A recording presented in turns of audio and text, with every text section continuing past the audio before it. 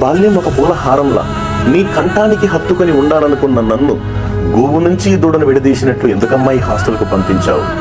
గడ్డి దూడకు చేపులొచ్చి పాలిచ్చి ఆవులుంటాయి కానీ గడ్డి దూడ లాంటి ఆయాలు అమ్మలవుతారా ఎక్కడైనా? 3.5 ఏళ్లకే నేనంటే మొహం పట్టిందా అమ్మా? నాకీ మెట్ల మంచాల ఒంటరితనం వద్దు. నీ సందిట చేరి నిండారయ్యే నిద్రమత్తు కావాలి. వచ్చి రాని మెలకువతో వదనంలా కమ్మేసే నేల కొంగు చీర ఛాయ కావాలి. బ్రెడ్డు జాము గుడ్డు నోటికి పోవడం లేదు.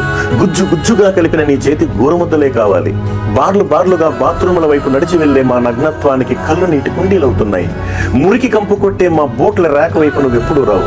ఆఫీసు రూమ్ కారిడార్లు అందమైన పూల కుండీల మధ్య పువ్వులా కనిపిస్తాను కాబోలు. దూరం నుంచి చేయి ఊపి దూదెపింజలాంటి కారికి మాయమవుతావు. నాన్న సరే, రాతి గుండె గల మగాడు.